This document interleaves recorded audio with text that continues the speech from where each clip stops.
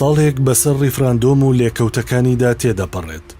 ڕەنگە ئێستا لە هەموو کاتێک باشتر بێت بۆ ئەوەی بە تێڕوانینێکی بابەتیەوە تەماشای بکەین و هەڵی بسەنجێنین و خۆشمان دوور بخەینەوە لە تەرەفگەری. سەیری ڕووداوەکانی پێش و پاش ڕیفراندۆم دەکەین و لە دەرەنجامەکانیشی ڕادەمێنین. ڕیفراندۆم شێوەیەکە لە شێوەکانی گوزارشکردنی گەلان لە مافی چارەی خۆنووسین. لە کۆتایی هێنان بە داگیرکاری و ژێردەستەیی و بەدەستهێنانی سربەخۆیی یاخودمانەوە لە ناوچوارچێ و قەوارەیەکی دیاریکراودا. گەلی کوردستان وەک گەلێکی 40 ملیۆن کەسی ژێردەستەی ناوچەیەکی گەمارۆدرا و بە ئاگر هەمیشە بە حەقی خۆی زانیوە دەرفەتێکی بۆ بڕەخسێت بۆ پەیڕەوکردنی مافی خۆی لە بڕیاردان لە چارەنووس و لەو پێناوەشدا ڕووبارێکی درێژ خوێنی بەخشیوە و کۆششی ڕۆڵەکانی بەگەڕخستووە. دایان دۆکیومنت و بەڵگەنامەی یاسایی و نێودەوڵەتی هەن کە ڕەوایی دەدەن بە ڕیفراندۆم یان جۆرەکانی تری گوزارشکردن لە تێڕوانینی میلەت و گەلان و هەڵبژاردننی ئایندە بە گەلی کوردستانیشەوە.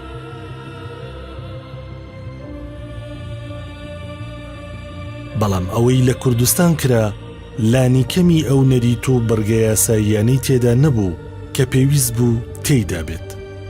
لە مادەی 55 پەیماننامەی نەتەوە یەکگرتوەکاندا هاتووە وەک خواستێک بۆ زەمینەسازی سەقامگیری و خۆشگوزەرانی تا پەیوەندیەکی دروست و ئاسایی لە نێوان گەلاندا هەبێت، ڕێز دەگیرێت لە بنەمای ئاشتەوایی نێوان گەلان بەو جۆرەی کە هەر یەکێک لەو گەلانە مافی هەبێت بڕیار لە چارەنووسی خۆی بدات.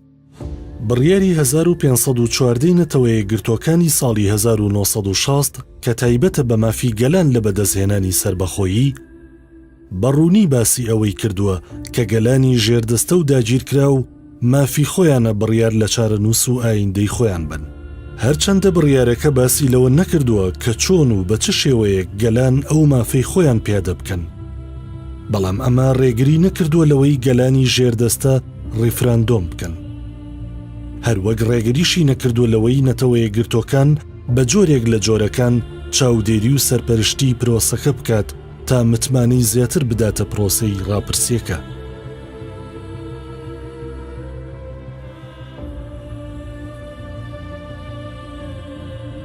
گەلانێکی زۆر سوودیان لەو بڕیاری نەتەوە یەکگرتوەکان وەرگرتووە و چارەنووسی خۆیان یەکلایی کردوتەوە کە تازەترینیان تیمۆری خۆرهەڵات و باشووری سۆدان و کەتەلۆنیا و سکۆتلاندا بوو. نەتەوە یەکگرتوەکان پێشتر ڕوونی کردبووە کە ڕاپرسی یان ڕیفراندۆم بریتیە لە پرسکردن بەگەل بۆ بڕیاردان لە چارەنووسی خۆی.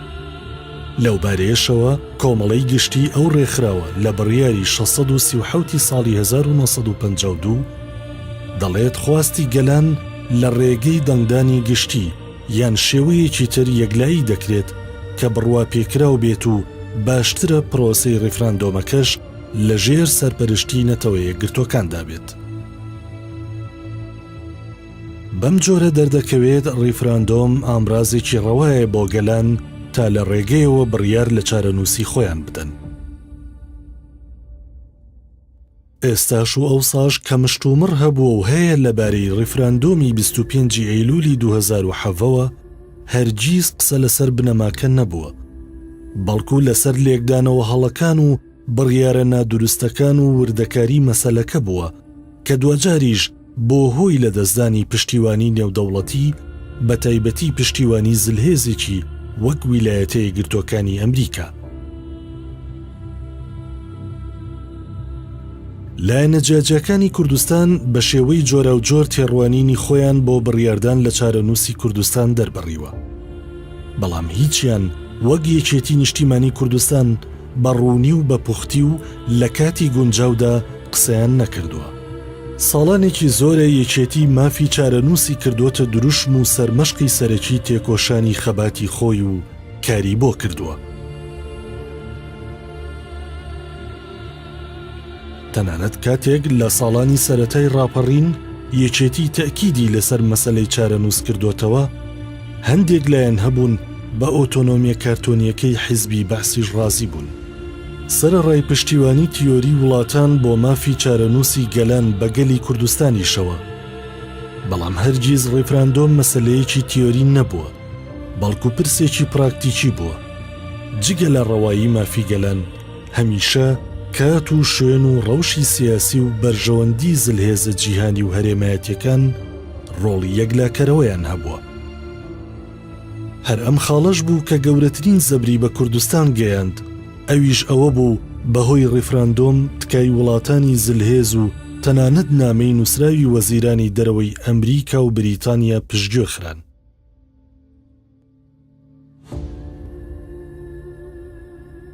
وڵاتانی زلهێز کوردستانیان بەتەنیا بەجێهێشت لە دەرەنجامیشدا کوردستان بێپشت و پەنامایەوە ئەگەرچی ئەو بەجێهێشتنە ناڕەوا و نائەخلاقیش بوو بێت، وەک ئەوەی کاتی خۆی هێنری کیسنجەر وتبووی کارێکی نائەخلاقیمان کرد کاتێک پشتمان لە کورد کرد. دەمێ ساڵە گەلی کوردستان تێدەکۆشێت، شێوازی خەبات و بەرخۆدانی جۆرا و جۆری تاقی کردەوە، هەر لە شەڕەوە تا دەگاتە تێکۆشانی ئاشتیانە، هەر لە مانگرتن و دەربڕینی ناڕەزاییەوە تا دەگاتە لۆبیکردن لەسەر ئاستی نێودەوڵەتی. بەڵام ئەمانە هیچیان بەهاری سربەخۆیی کوردستانیان نەهێنا تا ئەو کاتەی شەڕی داعش هات و ڕەوشێکی تازەی لانیکەم لە دوو پارچەی کوردستان دروست کرد. گەلی کوردستان هەر زوو لە ڕەوشە تازەکە تێگەیشت و هەڕەشەی تیرۆرستانی داعشی بە هەند وەرگرت و زوو بە زوو کەوتە خۆسازدان بۆ بەرگریکردن لە خاچی کوردستان و کۆتایی هێنان بە هەڕەشەی ئەو ڕێکخراوە تیرۆریستیە. لەمەشدا کوردستان لە سنوورێکی نزیک بە 1000 کیلۆمەتردا لە بری جیهان شەڕی تیرۆری کرد. ئەم پێش هاتە دەرفەتێکی بۆ کوردستان ڕەخساند، هەم پشتیوانیەکی نێودەوڵەتی بەدەستهێنا، هەمیش قورساییەکی زیاتریدایە هەردوو قەوارەکەی کورد لە باشوور و خۆراوەی کوردستان. بەڵام وەک دەردەکەوێت کوردستان خۆی ئەو دەرفەتەی لەدەست خۆیدا. بە کورتی و بە کوردی ڕێفراندۆم مافی خۆمان بوو، بەڵام ئەوەی بەهۆی ئەو پرۆسەیەوە بەسەرمان هات دەرەنجامی پشتێکردنی نێودەوڵەتی و کورتهێنانی لێکدانەوەکان بوو کە دوجار وەک جۆرێک لە یاریکردن بە چارەنووس و ئایندەی ئەم میلەتە دەرکەوت. ئەو دەرفەتەی بۆ کوردستان هاتە پێشەوە دوور نەبوو لە بەترسی، هەروەک دووریش نەبوو لە ئەگەری گەلە کۆمەچی ناوچەی و هەرێمایەتی.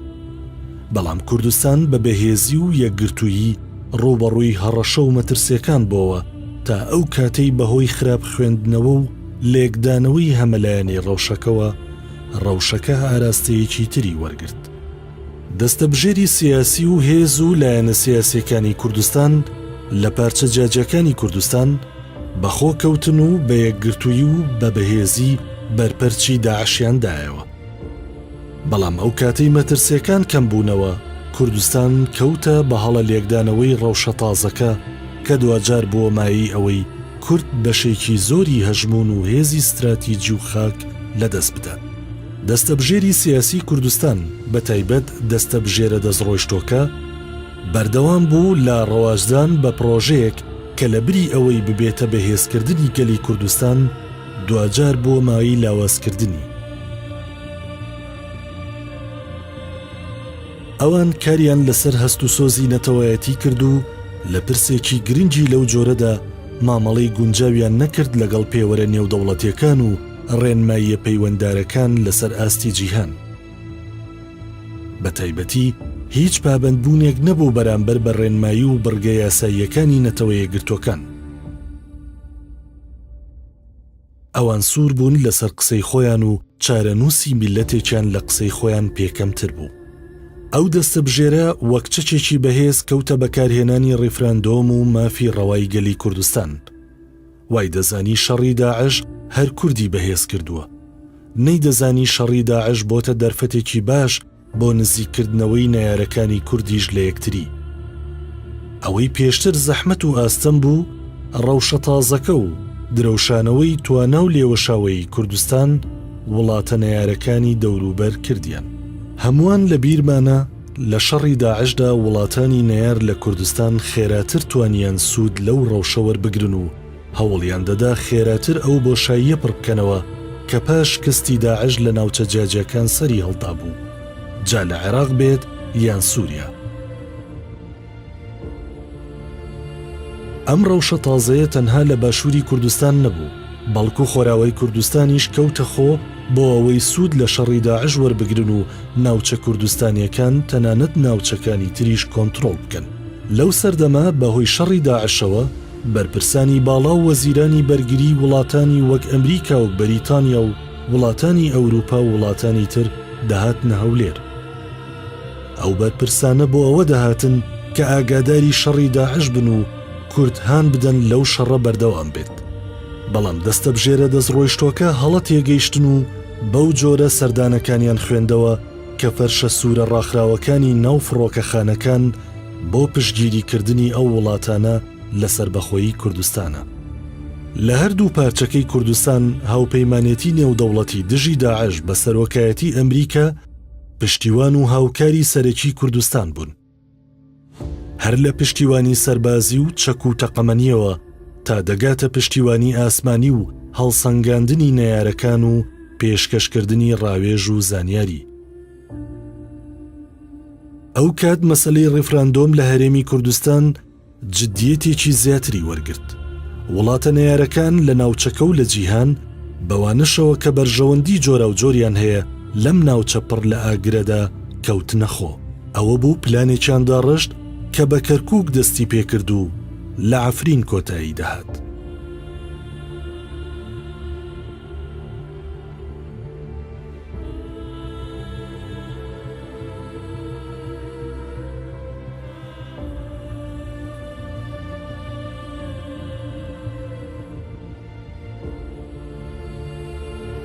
وڵاتانی یار و نەیار دەیان و سەدان مەسجی جۆرا و جۆریان ڕەوانە کرد لە ئامۆژگاریەوە تا دەکاتە پەیام و هەڕەشە.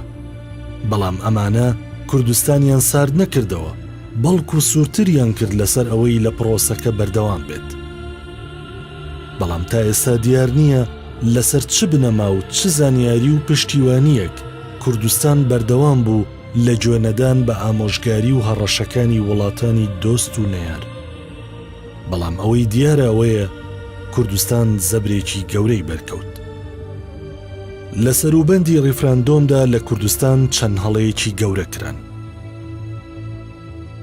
لەبری ئەوەی کار بکرێت بۆ هێورکردنەوەی دەوروبەر و وڵاتانی دراوسێ و پەیامی دراوسەیەتی باش بگەێنرێت کەچی کار کرا لەسەر وروژاندنی هەستیاری عەرەبی و ئیسلامی لە ڕێگەی هەڵکردنی ئاڵای ئیسرائیل و بەبایەخەوە باسکردنی پشتیوانی ئەو وڵاتە لە ڕیفراندۆم کە تەنها وڵات بوو پشتگیری پرۆسەکە بکات.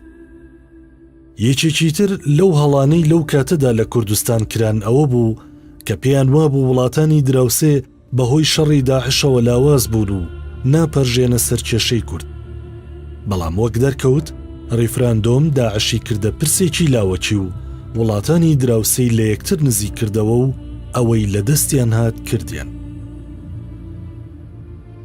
بەڵکو بە پێچەوانەوە ئەو دوورکەوتنەوەی لە سەرەتای شەڕی داعشدا لە نێوان وڵاتانی هەرێمایەتی دروست بوو پێچەوانە بۆەوە و ئەو وڵاتانە زۆر لە یەکتری نزیک بوونەوە. لەو کاتەشدا لە ناوخۆی کوردستان دەستەبژێری دەستڕۆیشت و کەوتنە کارکردن لەسەر هەست و سۆزی نەتەوایەتی. هەندێک لایەنی کوردستانی کە تێبینی و سەرنجیان هەبوو لەسەر پرۆسەکە یان ڕاستتر کە تێبینیە ناوخۆیەکان هیچی کەمتر نەبوو لە تێبینیە هەرێمایەتی و نێودەوڵەتیەکان، بۆیە ئەو لایەنە کوردستانیانە ناچار بوون دوای ئەو هەڵە مێژوویە بکەون. یەکێکی تر لەو هەڵانە ئەوە بوو کە کوردستان بە هەڵە لە ڕۆژی استراتیجی ناوچەکە و هەڵوێستی نێودەوڵەتی تێگەیشتە بوو. ناوچەکە لەبار نەبوو بۆ هاتنەکایی دەوڵەتێکی تازە ئەگەرچی ئەو دەوڵەتە خاوەنی ڕەوایی مێژووی و سیاسی بێت. بەڵام دەرکەوت کوردستان لەسەر تیۆر کاری کرد و خۆی بۆ پراکتیک و ئەگەرەکراوەکان ئامادە نەکردبوو. گەلی کوردستان نەک بەشێکی گەورەی خاکەکەی لەدەستدا، بەڵکو و پەیوەندی نێودەوڵەتی و هەرێمایەتی و پشتیوانی سەربازی و ئاسمانی و تەنانەت مرۆییەکانیشی لەدەستدا. ڕەوشێکی سیاسی و استراتیجی و ئابووری نالەبار ڕووی لە کوردستان کرد. سەرەڕای ژمارەیەکی زۆری ئاوارەی عێراقی و سووری قەیرانی دارایی و دابەزینی نرخی نەوتی بەدواداهات کە کوردستان تا ئەو کاتە نەوتی بە بڕبڕەی پشتی سەرخستنی پرۆسەی ڕیفراندۆم دادەنا. لەو کاتەدا وەزیرانی بەرگری ئەمریکا و بەریتانیا و یەکێتی ئەوروپا و وڵاتانی دراوسێ و دەوروبەر، ڕێکخراوەکانی نەتەوە یەکگرتووەکان و کۆمکاری عەرەبی و ڕێکخراوی وڵاتانی ئیسلامی و بەرپرسانی پێشووی وڵاتان و دۆست و یارانی کوردستان هەندێکیان تکایان لە کوردستان کرد و هەندێکیشیان هەڕەشە کە ڕیفراندۆم دوا بخێت. بەڵام نەک بە تەنگەوە هاتن نەبوو بۆ ئەو داوایانە، بەڵکو بەشێکی لایەنە سیاسیەکان شاگەشکە بوون بەوەی تەنها وڵاتێک دڵی خۆشە بەو ڕەوشە کە ئەویش ئیسرائیل بوو. کوردستان لەو کاتەدا پێویستی بە پشتیوانی هەرێمایەتی و نێودەوڵەتی هەبوو بۆ ئەوەی مەسەلەکەی خۆی و ڕەوایی مافی چارەنووس و ڕیفراندۆم بەرێتە پێشەوە، کەچی یاریگاکانی کوردستان بەرنەدەکەوتن لە بانگەشەکردن بۆ دروشمی بای عێراق و گردبوونەوە بۆ کۆکردنەوەی دەنجی ناوخۆیی. لە کاتێکدا مەسلەی مافی چارەنووس و سربەخۆیی کوردستان گرفتێکی ناوخۆیی نەبوو، بەڵکو گرفتی هەرێمایەتی و نێودەوڵەتی و دراوسێکانی هەبوو کە دەوڵەتێکی تازەیان لەو ناوچەیە قبوڵ نەدەکرد.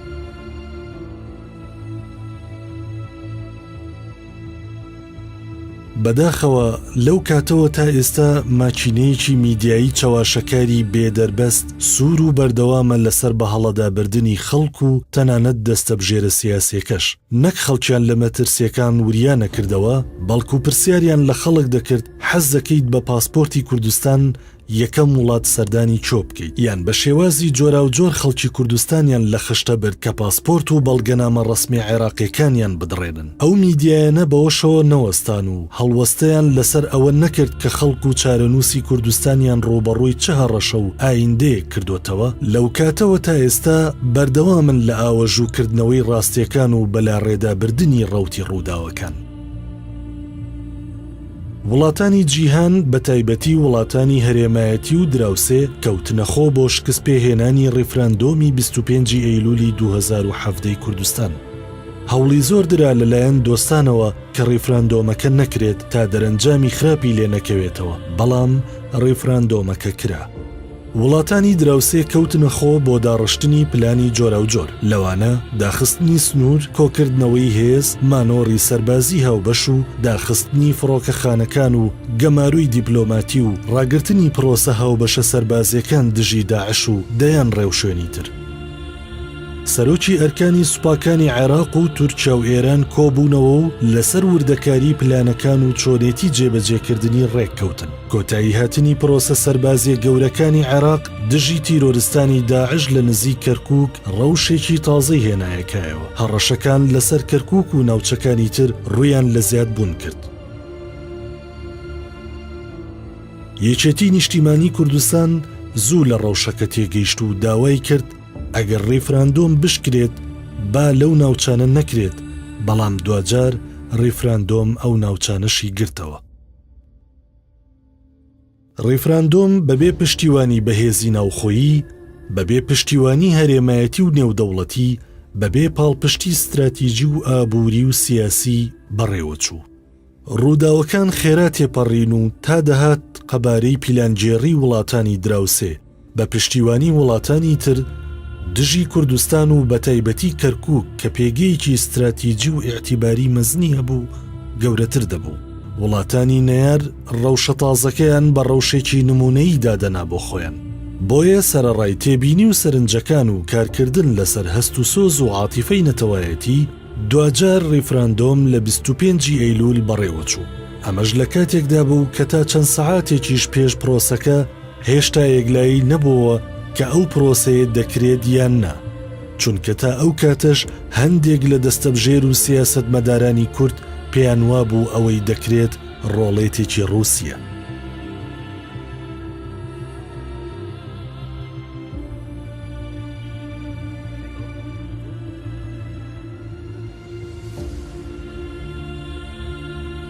هەر لەو کاتەدا هێزە هەرێمایەتی و ناوچەیەکان تەنانەت هێزە نێودەوڵەتیەکانیش دەستیان کرد بە چڕکردنەوەی هەوڵەکانیان بۆ ئەوەی کوردستان پەشیمان بکەنەوە و ڕیفراندۆم دوا بخرێت.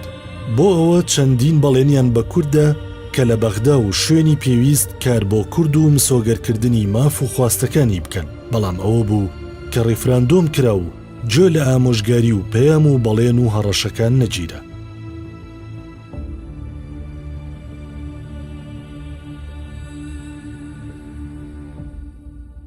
بەڕێوەچوونی ڕیفراندۆم لە غیابی کەسایەتیەکی گەورەی وەک مام جەلالدا بوو کە تەنها کەس بوو سەرجەم هاوچێشە و پەیامە هەرێمایەتی و نێودەوڵەتیەکانی دەخوێندەوە. هەر مام جەلال بوو دەیزانی چ کاتێک بۆ چ شتێک گونجاوە، هەر ئەویش بوو دەیزانی کە چۆن کارتە هەرێمایەتی و نێودەوڵەتیەکان بەکاربێنێت و نەیسووتێنێت.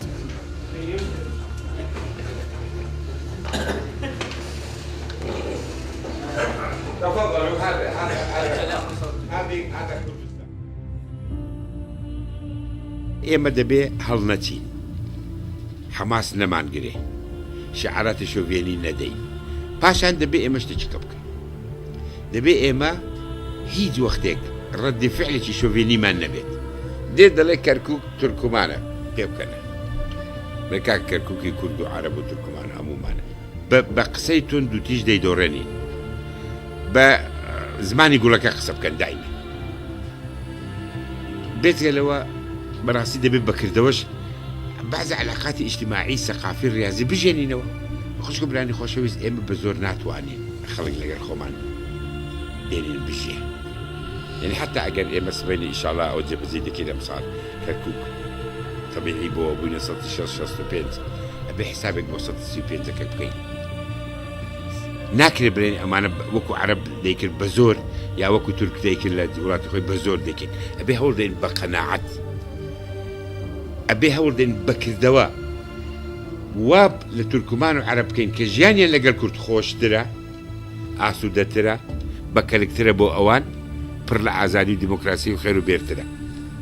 ئەوە بوو لە دوای نەمانی سێبەری مام جەلال لە بەرەبەیانی 16 ئۆکتۆبەری 2017 بەپێی پیلانجێڕیەکی هاوبەشی تورکیا و عێراق و ئێران هێرش کرایە سەر کەرکووک و پێشمەرگە و کورد ڕوبەڕووی شەڕێکی نابەرامبەر کرایەوە کە لە کەرکووک دەستی پێکرد و درێژ بۆ عەفرین لە خۆراوای کوردستان. ئەو هێزەی لە بەرامبەرمان بووە هێزێکی نابەرامبەر بووە و ئێمە لە ڕووی تەقەمەنی و ئاگرەوە زۆر لەوان کەمترمان پێ بووە. ئەم ڕاستیەمان پێشتر بە مەسوولەکانی خۆمان گوتووە، بە فەرماندەیی گشتی گوتووە، بە وەزارەتی پێشمەرگە گوتووە، داوای تەقەمەنیمان کردووە، داوای چەکی ئالیاتی نوێمان کردووە. بەو تەکنەلۆژیا نوێی عێراقەوە ئێمە هێزەکەمان بوو بە هێزێکی نابەرامبەر. بۆیە ئەو لیوایانە دوای 4 ساعت شەڕ نێپەرگەیان نەگرت شکان. ئێمە ناچار بوون لیواکانی تریش بە سەلامەتی بگەڕێنەوە قەراغی شار بۆ ئەوەی بەڕاستی تووشی شکست نەبن. دوای ڕیفراندۆم دۆست و یار و نەیارەکان کەوتنە خۆ، ئەوان داوایان دەکرد پرۆسەکە هەڵبوەشێنرێتەوە و ئەنجامەکەشی سڕ بکرێت. ئەوەش دوایین ڕێگر بوو کە پەنا نەبرێتە بەر چارەسەری سەربازی، بەڵام ئەم جارەش ئیحراجی و هەست و سۆزی نەتەوایەتی و ڕوژێنرایەوە بەرامبەر چارەسەرێکی دیپلۆماتی کە ئەوەش کوردی خستەوە بەرزەبری پیلانجێڕیەکی هاوبەشی سێ وڵاتی هەرێمایەتی. هەرچەندە پیلانجێڕیەکە تۆکمە و بەهێز بوو دژی کوردستان و کەرکووک، بەڵام دیپلۆماسیەتی یەکێتی کەرکووکی پاراست. هەر یەکێتیش بوو لەو شارەمایەوە و لەگەڵ خەڵکەکەی ژیە بۆ ئەوەی هەستێتەوە و چیرۆکی خۆڕاگری و زاڵبوون بەسەر پیلانجێڕیەکان تەواو بکەن. کاتێکیش قسە لەسەر کەرکووک دەکرێت، دەویسترێت قسە لەسەر شەنگال و ناوچەکانی تری سنووری قەڵەمڕەوی مادەی 140 نەکرێت. لە کاتێکدا لە کەرکووک بەرگری کرا و پێشمەرگە بە خوێن چیرۆکی بەرخۆدانی نووسیەوە، بەڵام لە شوێنەکانی تر بە تایبەتی لە شەنگال هەموو ناوچەکان بۆ هێزە عێراقیەکان چۆڵ کران. فەرماندەکانی هێزە کوردیەکان ئەو کات بەڕوونی وتیان شەڕەکەی نێوان هێزە عێراقیەکان و پێشمەرگە نابەرابەر بوو. هێزە عێراقیەکان پشت ئەستور بوون بە هێزە تورکی و ئێرانیەکان، بەڵام لە کەرکووک پێشمەرگە بەرگری کرد. ئەوەش لە کاتێکدا بوو لە ناوچەکانی تر بە تایبەتی لە شەنگال و باشیک هێزەکانی کورد بەرگریان نەکرد و بەبێ تەقە ناوچەکانیان چۆڵ کرد. وڵاتانی دراوسێ پیلانجێڕیەکی گەورەیان دژی کوردستاندا ڕشت کە نەک تەنها باشووری کوردستانی گرتەوە، بەڵکو و خۆراوەی کوردستانیش بەشێک بوو لە پیلانجێڕیەکە کە دوای تێپەڕینی ساڵێکیش هێشتا کاریگەری لەسەر ئەو پارچەی کوردستان بەردەوامە. عەفرین وەک تاکە دەروازەی کوردستان بۆ نزیک بوونەوە لە دەریا و دنیای دەرەوە کەوتە بەر پەلامار و خاپور کرا. دانیشتوانەکەشی شەهید و ماڵوێران و ئاوارە کران. هێزە کۆنەپەرستەکانی سەر بە وڵاتانی داگیرکەر داگیریان کرد و وێرانیان کرد. وڵاتانی دراوسێ پلانەکەیان دەست پێ کرد. ویستیان کەرکووک و ناوچەکانی دەوروبەری خەڵتانی خوێن بکەن، ئەوەی لە عەفرین ڕوویدا لە کەرکووکیش ڕوو بدات. بەڵام یەکێتی هەرزوو توانی پلانی هەبێت و ڕێگر بێت لەوەی خوێنێکی زۆر نەڕژێت، چونکە ئەوەی لە عەفرین ڕوویدا چاوەڕوان کراو بوو لە کەرکووکیش ڕوو بدات و تووشی ماڵوێرانی بێت. ئەوەی ڕووی دەدا گەلە کۆمەچی هەر سێ وڵاتی عێراق و تورکیا و ئێران بوو بە یارمەتی ڕووسیا. ئەو گەلە کۆمەچیە لە عەفرین بۆ ماوەی نزیکەی 6 ڕۆژ بەردەوام بوو. پلانگێڕێکە لە عەفرین سەری گرت، بەڵام لە کەرکووک بەهۆی یەکێتیەوە بۆیان نەچۆ سەر. لە عەفرینیش هاوشێوەی کەرکووک کورد تووشی شەڕێکی نابەرابەر بوو. کەسان و ناوەندەکان و وڵاتانی دۆست ئامۆژگاریان کردین و پەیامیان بۆ ناردین کە بە قسەشمان نەکردن پشتیان تێکردین. بەڵام وڵاتانی هەرێمایەتی و دراوسێکان و خودی عێراقیش درێخیان نەکرد و پشتێکردنی نێودەوڵەتیان قۆستەوە و ئەوەی پێیان کرا کردیان. لەو کاتەوە تا ئێستا بەشێکی پلانگێڕێکە هەڵوەشایەوە، بەڵام کۆتایی نەهات و کوردستان زیانێکی زۆری بەرکەوت. هەرچەندە ئێستا بەشێک لەو زیانە قەرەبوو کراوەتەوە، بە تایبەتی دوای خۆڕێخستنەوەی کوردستان و کردنەوەی دەرگایلانی کەمی پەیوەندێ نێودەوڵەتیەکان، ئەگەرچی زۆربەی هەر لە ڕێگەی بەغداوە بێت، بەڵام کەم و زۆر هێشتا لە ناو ئاگرەکە دەرنەچوین.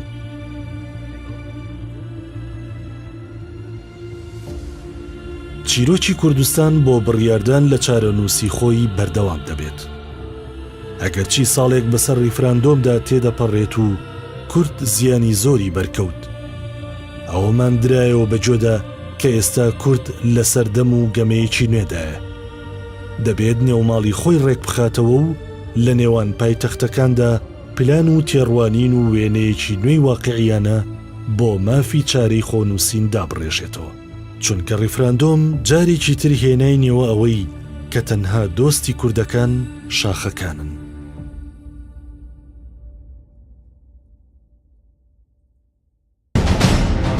کلیلی چارەسەرکردنی مەسەلەی کورد کەرکووکە و فەقەت کەرکووک